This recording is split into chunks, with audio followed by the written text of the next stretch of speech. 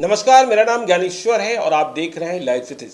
देखिए, आज live cities के न्यूज रूम में हैं विपिन कुमार सिंह। स्वागत है आपका।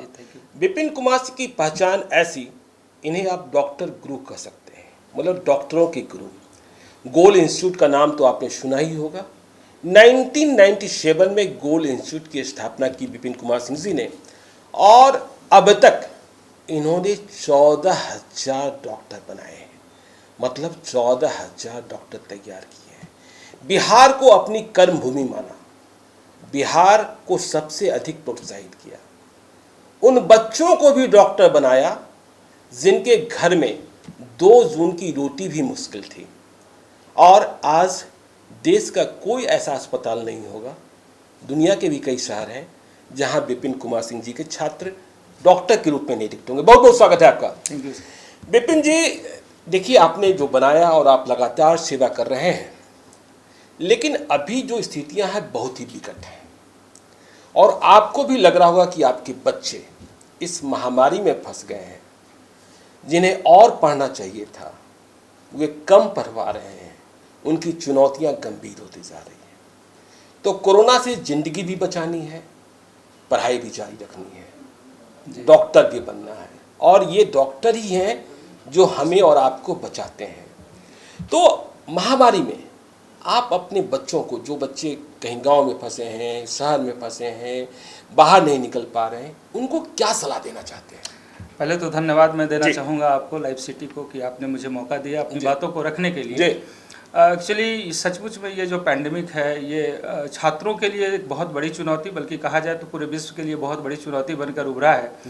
और इस बीच में जो छात्र हैं वो जो प्रभावित हुए हैं, अपनी पढ़ाई जो निश्चित रूप से उनका सबसे ज़्यादा प्रभावित हुआ, और कैरियर जीवन में जो मौका मिलता है बच्चों को, जो 9, 10, 11, 12 4 वर्ष होते हैं किसी भी कॉम्पिटिटिव एग्जामिनेशन के लिए, जो बहुत इंपॉर्टेंट टाइम होता है, इस बीच में छात्र भी परेशान हैं, उनके अभिभावक भी परेशान हैं, और साथ साथ जो शिक्षक हैं उनके साथ जुड़े हुए, ये सभी परेशान हैं। इस परेशानी में छात्र को किस तरीके से बेहतर शिक्षा दी जाए, ये चुनौती आज भी हमारे सामने है। ऑनलाइन के माध्यम से हम लोग बच्चों को जोड़कर रखा है, लेकिन चुनौती ये है कि ऑनलाइन के लिए जो सुविधाएं होनी चाहिए, एक बेसिक सुविधाएं होनी चाहिए गांव के उन छात्रों तक जहां पे इंटरनेट की सुविधा हो, उनके पास मोबाइल अच्छी होनी चाहिए, एंड्रॉयड मोबाइल या फिर लैपटॉप होना चाहिए, इसकी कमी है। और ऐसे चुनौतियों का सामना कर रहे हैं आज हमारे शिक्षक, और उनका जो भावना है कि अपने बच्चों को पढ़ाएं और उस तरीके से उन लोग को डॉक्टर बनाएं, क्योंकि डॉक्टर जो अभी समाज को जिस तरीके से इन्होंने दिया है और जो रोल प्ले किया है, निश्चित रूप से ये सेकंड गॉड बन चुके हैं हमारे इस धरती के, और हैं ही, उन्हें माना भी जाता रहा है। ऐसे लोगों को तैयार करने के लिए जो इमोशंस हैं वो निकल कर सामने ज़रूर आ रहा है। हम इसको मानते हैं कि चुनौती है, लेकिन हम लोग कोशिश लगातार जारी रखे हैं। पिछले 2020 से मार्च से, जब से लॉकडाउन हुआ है, बच्चों को सेवाएं दे रहे हैं, और हम तो यही कहेंगे कि परिस्थितियां आई है, इसका चुनौती आया है, उसका सामना करना होगा। जीवन भी बचाना है और हमें डॉक्टर भी बनाना है, डॉक्टर भी बनना है। दोनों हमें, अगर संस्थान के बारे में बात करें तो हमें जीवन भी बचाना है उन छात्रों का, और उन्हें डॉक्टर भी बनाना है। उसी तरीके से छात्र को अपने जीवन बचाना है और खुद को डॉक्टर बनना है, इंजीनियर बनना है, या जो भी प्रोफेशन उन्होंने तय किया है वो करके उनको दिखाना है। और इसमें एक सामंजस्य होना चाहिए, एक आपस में बैलेंस बनाकर चलना चाहिए, और तभी हम इस महामारी से जीत हासिल कर पाएंगे और हम कल कुछ अच्छा करके दिखाएंगे। लेकिन विपिन जी, इस बात से आप भी सहमत होते होंगे कि जो ऑनलाइन एजुकेशन है वो ऑफलाइन की तुलना तो नहीं कर बिल्कुल। सकता। हमारा जो बचपन से जिस तरीके से पढ़ने की आदत रही है, टीचर्स के सामने हम बैठे होते हैं, उनकी पढ़ाई, उनका आई कांटेक्ट होता है, इसकी बड़ी कमी रहती है इसकी, और निश्चित रूप से छात्र इससे फेस भी कर रहे हैं। और शिक्षक को भी बड़ी परेशानी होती है कि जहाँ क्लास में 50 और 100 बच्चों के बीच में पढ़ाते थे, एक दूसरे के चेहरा को देखकर पढ़ाते थे, आज कैमरे के लेंस को देखकर उन्हें पढ़ाना पड़ा है। तो ये उनके लिए भी चैलेंज है, लेकिन परिस्थितियाँ जब आती है तो कुछ सिखाता भी है। कुछ ऐसे लोग उभरे हैं। अगर हम अपनी संस्थान की बात करें तो ऑनलाइन के लिए पहले इतने तैयार हम नहीं थे, लेकिन विगत 1 साल में हम लोगों ने लाइव क्लासेज और बाकी सारी चीज़ें जो देना शुरू किया, और हमारे अंदर जो इम्प्रूवमेंट एंड डेवलपमेंट हुआ है, जो छात्र टेक्निकली इतने साउंड नहीं थे वो साउंड हुए हैं। तो निश्चित रूप से इस परिस्थिति में जो अवसर मिलता है उसको भी तलाशने की ज़रूरत है। ये आपदा में अवसर हम लोगों ने तलाशा है, और एक अच्छे माइंडसेट के साथ, एक पॉजिटिव माइंडसेट के साथ इसे हम अवसर में तलाशने की कोशिश भी किया, इसका हमको फ़ायदा भी मिल रहा है और छात्र भी कुछ न कुछ हद तक जहाँ कुछ नहीं था वहाँ पर एक बेहतर पढ़ाई के रूप से वो जुड़े भी हैं और आगे बढ़ने की कोशिश। नहीं, आपने कहा कि जहाँ कुछ भी नहीं था वहाँ आप उन्हें जोड़ने की कोशिश कर रहे हैं, मजबूत बनाने की कोशिश कर रहे हैं ताकि वो डॉक्टर बन पाए। लेकिन इसके लिए गोल इंस्टीट्यूट कर क्या रहा है, ये बताइए। जी, लगातार हम लोगों ने पिछले कई वर्षों से, मैं कहूँ कि पिछले 24 वर्ष का जर्नी है हमारा। नहीं, अभी पैंडेमिक की बात हम लोग वो तो हम कर ही रहे थे, और पैंडेमिक में पिछले 1 वर्ष की बात अगर करें तो जैसे ही हम लोग का लॉकडाउन का जो अनाउंसमेंट हुआ था, हम आपसे कैसे जुड़े, हमारे छात्र हैं जो, उसके बाद तुरंत हम लोगों ने जैसे ऑनलाइन में हम अपने को कन्वर्ट किया, और ये किसी माध्यम से, जैसे हमारे पास जो सोशल मीडिया का जो माध्यम है जिसके माध्यम से हम बच्चों तक पहुंच सकते थे, उन तक पहुंचे, फोन कॉल्स के माध्यम से पहुंचे, व्हाट्सएप ग्रुप के माध्यम से पहुंचे, और छात्रों को जोड़ने। अच्छा, व्हाट्सएप ग्रुप भी आपने बच्चों का बनाया है। उसके माध्यम से बच्चों को हम लोगों ने जोड़ा है। एक तरफ लाइव क्लासेस आता है, दूसरी तरफ उनका डाउट पोर्टल है जिसपे डाउट्स पूछते हैं, तीसरी तरफ उनका सेल्फ डिस्कशन पोर्टल्स है जिसपे सेल्फ डिस्कशन करते हैं। तो इस तरीके से जो हम ऑफलाइन में सुविधाएं दे रहे थे छात्रों को, उस लेवल पे आज एडवांस वर्जन में कुछ ऑनलाइन में भी सुविधाएं देने की कोशिश हम लोगों ने किया है, और इसके बड़ा सकारात्मक असर हमें देखने को मिला है। छात्र जुड़ रहे हैं, और दूसरा केयर पार्ट होता है जो बहुत इंपॉर्टेंट होता है, क्योंकि वो घर में बैठा है, बच्चा क्या कर रहा है, पापा को लगता है कि बेटा मेरा पढ़ाई कर रहा है, लेकिन वो लैपटॉप पर कर क्या रहा है वो जानना बहुत जरूरी है। उन बच्चों को हम अपने साथ जोड़कर जो उनको होमवर्क दिया जाता है या उनका जो असाइनमेंट्स दिया जाता है, जब हमारे केयर पार्ट के यूनिट्स जब उसके साथ जुड़ते हैं, जो HR डिपार्टमेंट हम लोग का जो R&D डिपार्टमेंट है, वो जब जुड़कर उस बच्चों का केयर पार्ट देखती है तो पता चल जाता है कि कितने बच्चे पढ़ाई कर रहे हैं और कौन पढ़ाई नहीं कर रहे हैं, और यहाँ से हम लोग गाइड करना शुरू करते हैं। तो ये गोल की जो शुरुआत पहले जो ऑफलाइन में रही थी, वो ऑनलाइन में भी हम लोग नए प्रारूप में उसको लेकर आए हैं, और इसके अच्छे परिणाम दिख रहे हैं। अच्छा, आप जो ऑनलाइन जुड़े होते हैं छात्र, उनके अभिभावकों से भी एक अपील करते हैं जी, क्या अपील करते हैं कि वो कैसे सामंजस्य से बैठाएं और क्या करें? निश्चित रूप से बच्चे घर में बिल्कुल कैद से हैं, आप कह सकते हैं। ये एनर्जेटिक लोग हैं जो 12 साल से 20 वर्ष के उम्र के बच्चे हैं, जो ज़्यादातर टीजी हैं हमारे, और ये घर पे बैठे हैं, बहुत एनर्जेटिक हैं, और घर में कैद रखना ऐसे एनर्जी को बड़ा मुश्किल होता है। तो अभिभावक तो परेशान है अपने बच्चों के एक्टिविटी से, घर में पैक और वो बच्चा भी बाहर नहीं निकल रहा है, थोड़ा मेंटल एगोनी भी है, परेशान भी है। तो कई बार मैंने देखा है, ऐसे केसेस हमारे पास आए हैं कि पेरेंट्स बहुत झल्ला जा रहे हैं, गुस्सा रहे हैं, बच्चों को पिट भी रहे हैं। हमारा अनुरोध है कि ऐसे ख़राब परिस्थिति में अब बच्चों के इमोशंस को समझना है और उनको मोटिवेट करना है। मारने से, डांटने से हमें नहीं लगता है कि बहुत अच्छी बात बनेगी। हाँ, लेकिन मोटिवेशन एक बहुत इम्पॉर्टेंट पार्ट है, और मोटिवेशन आप दे सकते हैं या फिर मोटिवेट करने वाले ऐसे लोग होते हैं। हम लोग संस्थान के माध्यम से हमेशा एक पोर्टल के माध्यम से बच्चों से जुड़े रहते हैं, और जब कभी इस तरीके की परेशानी से गुजरता है बच्चा, हम लोग से संपर्क करता है और हम लोग उसको मोटिवेट करने की कोशिश करते हैं, और फिर कुछ दिन तक वो चलता है। तो हम सीधा एक ही बात कहना चाहेंगे कि अभिभावक घर में बच्चों के इमोशंस को समझें, उनको मोटिवेट करने की कोशिश करें।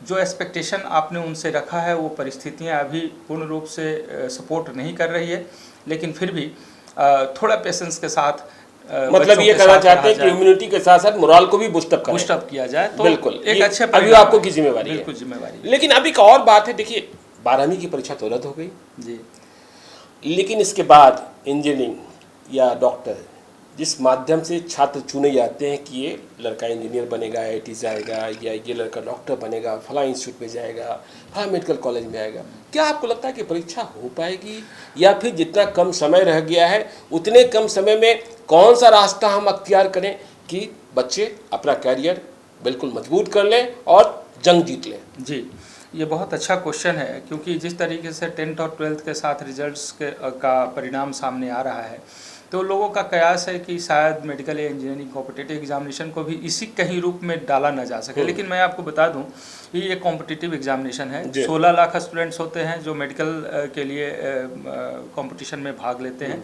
लगभग 9 से 10 लाख होते हैं जो इंजीनियरिंग के लिए आते हैं, और इन बच्चों का ऐसे चयन करने का, और सीट बहुत लिमिटेड है। पूरे प्राइवेट और गवर्नमेंट मेडिकल कॉलेज की बात करें तो 85,000 के आसपास सब मिलाकर है। गवर्नमेंट मेडिकल कॉलेज की बात करें तो उसकी संख्या बहुत कम है। 10,000 रैंक में जब आते हैं तब कोई कॉलेज मिल पाता है बिहार के छात्रों को। तो ये कहना बड़ा मुश्किल होगा कि 16 लाख बच्चों को कैसे कौन सा तरीका होगा जिसमें फिल्टर कर सकें। इस तरीके से कोई व्यवस्था नहीं होनी है। इसका मतलब कि कंपटीशन होना है, इसलिए तैयारी करनी है। बिल्कुल तैयारी करनी है। उसमें कहीं भी इफ बट दिमाग में नहीं रखना है कि इसी तरीके से कोई पास मार्क दिया जाएगा, क्योंकि ये कंपटीशन है, सीट लिमिट है, और जो उसके लिए एलिजिबल स्टूडेंट है उन्हीं को सिलेक्ट करके वहाँ तक पढ़ाई करवानी है। तो निश्चित रूप से छात्र के दिमाग में, अगर अभिभावक के दिमाग में ऐसी कोई बात हो रही होगी तो बिल्कुल निकालना है। हाँ, ये जरूर है कि क्वेश्चन का जो लेवल है, जो इसका स्टैंडर्ड है, वो NCERT बेस्ड होगा और बहुत आसान होगा। अच्छा। इस बात में कहीं कोई गुरेज नहीं है। बहुत आसान एग्जाम में क्वेश्चन पूछे जाएंगे। 2020 में भी पूछे गए थे, 19 में आसान था, लेकिन 20 उससे भी आसान था, और 20 के लेवल पे ही 21 भी होने की संभावना है।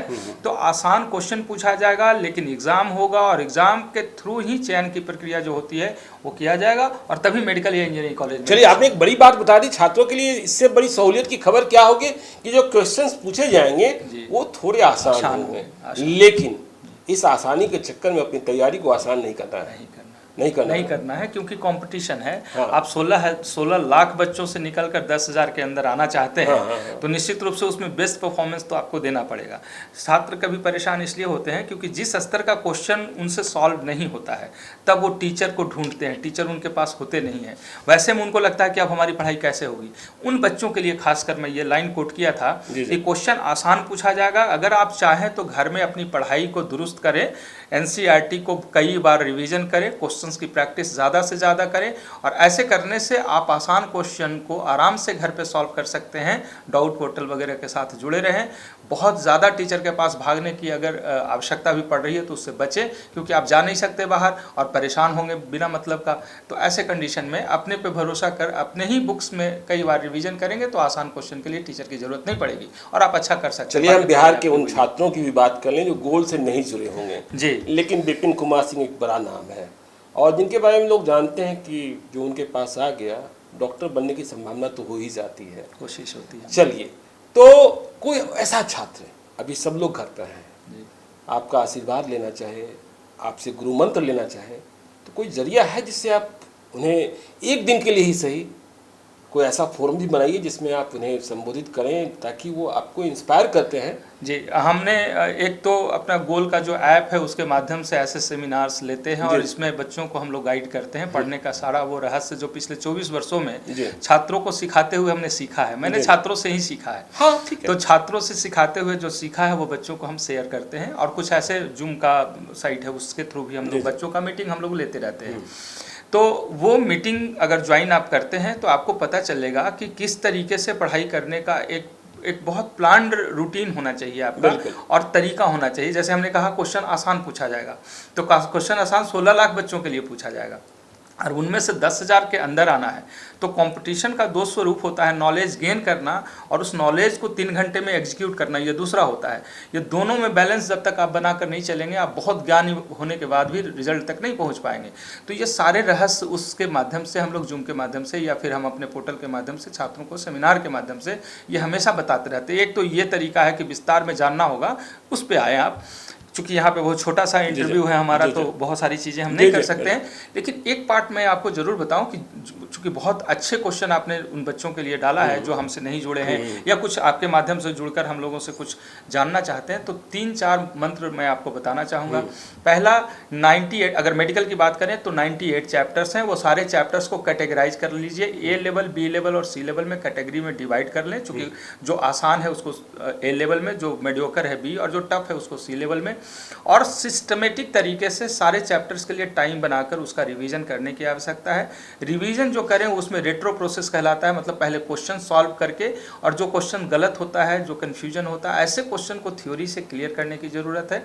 और इस प्रकार से अगर आप रूटीनबद्ध होकर अपनी पढ़ाई को और कितने दिन में कितना काम करना है वो रूटीन बनाकर काम करेंगे तो निश्चित रूप से बहुत कम समय में सिलेबस आपका पूरा होगा। दूसरी बात, कभी भी टफ क्वेश्चन पे बहुत ज़्यादा फोकस ना करें, क्योंकि बार बार मैं कह रहा हूँ क्वेश्चन आसान पूछे जाएंगे।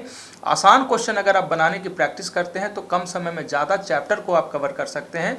और जो सबसे बड़ा गुरु मंत्र है वो ये है कि यदि 300 क्वेश्चन प्रतिदिन कोई स्टूडेंट सॉल्व करता है तो निश्चित रूप से अभी जो समय बचे हुए हैं उसमें काफ़ी अच्छे स्कोर करने 300 सवाल 300 सवाल जी।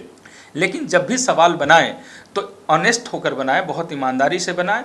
जो क्वेश्चन में कन्फ्यूजन, टफ या रॉन्ग होता है, उससे फिर से वापस थ्योरी में जाकर, मतलब एनसीईआरटी में जाकर, या आपके शिक्षक ने जो पढ़ाया उस कॉपी में उसके आंसर्स को ढूंढकर और उसे याद करने की कोशिश करें, उसे बार बार रिवीजन करने की कोशिश करें।